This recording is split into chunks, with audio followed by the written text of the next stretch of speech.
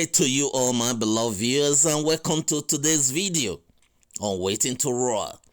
Today's video is on the surge in the price of cement in Nigeria. Just last week, the price of cement rose to 15,000 naira in Nigeria. This is a huge problem because, as we speak, every man in Nigeria plays the role of a district authority. He buys his land, builds his house, pave in and around his compound, build a borehole to provide water, and so on and so forth. But why is the price of cement surging so high? To start with, this channel has no political, religious, or ethnic affiliation. We just say it the way it is. We are here to amplify and expose the reason behind the surge in the price of cement in Nigeria. Please watch this video to the end, and please do not forget to subscribe, like, and share. God bless you all. Olusegun Obasanjo encouraged local production of cement. The manager of Ibeto Cement Factory promised to flood Nigerian market with cement and drastically reduce the price of the product. Ibeto fulfilled his promise and flooded the country with cement. The result was that the price of cement crashed. This jolted Dangote Cement and affected his business adversely. Aliko Dangote wrote a petition to former President Olusegun Obasanjo kicking against the authority the federal government granted Ibeto to import 800,000 metric tons of cement. Former President Olusegun Obasanjo issued a directive that Ibeto was not allowed to import cement into the country until it proved its investment in local production. Dangote was allowed to import cement. Thousands of staffs of Ibeto's men were rendered jobless. When late President Umaru Yar'Adua succeeded Obasanjo, Ibeto in July 2007 applied for import allocation and it was granted. Once again, he flooded the country with quality cement and the prices crashed. Dangote Cement PLC quickly filed a suit alleging that Ibeto Cement Company is gaining undue advantage by the federal government. On its part, the federal government contended that Dangote Cement PLC is plotting to wipe out fair competition and create a monopoly in the industry and transform itself to the only cock that crows in Nigeria. But Ibeto fortified terms of settlement which were entered as consent judgment in the suit.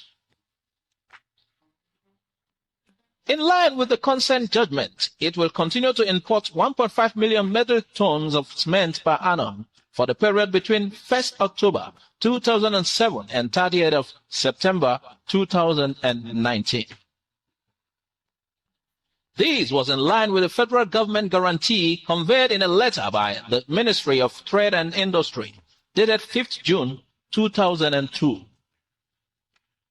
By the judgment, the federal government was to pay Ibeto Cement Company the sum of $40 million and 1.9 billion naira.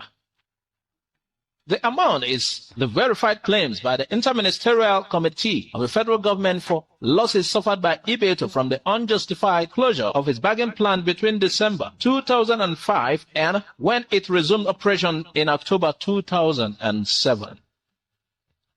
But Dangote Cement PLC consented that its rights and interests were affected by the consent judgment. Dangote argued that the continuance of Ibeto Cement makes Dangote Cement expensive. However, the federal government and 6 of its agencies, which are the other defendants in the counter affidavit deposed to by one Emmanuel Joel, an assistant litigation officer in the law firm of Kenna Partners, argued that Dangote Cement PLC filed the suit with only one intention: to wipe out competition in cement business and become a monopoly.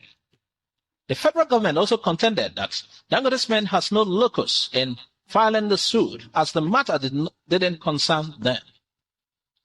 It averred that the suit instituted by Ibeto Cement against the federal government was not fraudulent.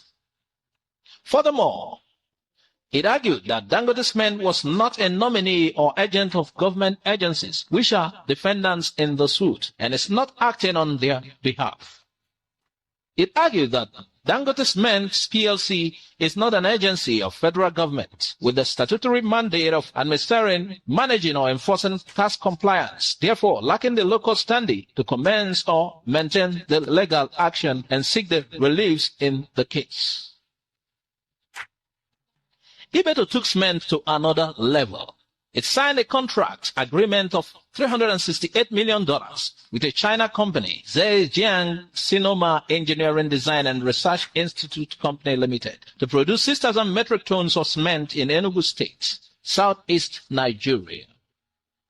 The contract covered crushing limestone mining, cement raw materials to packaging, shipped to the whole process, and a 45 megawatts captive power plant, covering engineering design, equipment, steel, material supply, civil works, installation, commissioning, and personnel training. Already, Ibeto Company operates a similar facility in Port Harcourt, Rivers State, which produces 6,000 tons of cement. Dangote was afraid that his dominance and monopoly of cement production will be destroyed by Ibeto.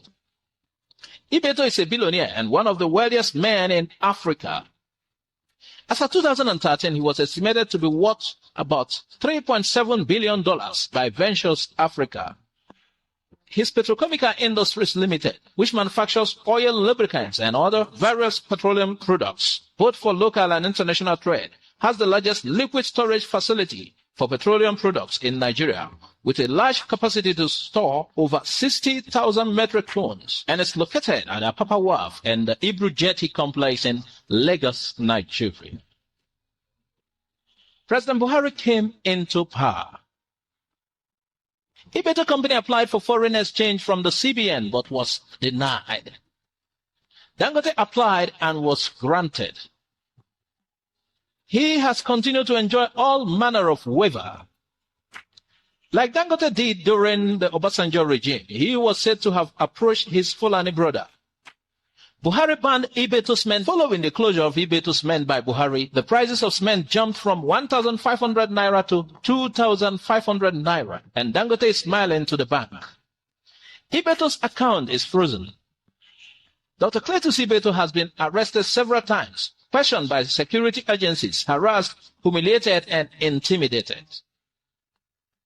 There is no law in the Nigerian law books that Ibeto Company has breached. What then is his crime? Why this mistreatment?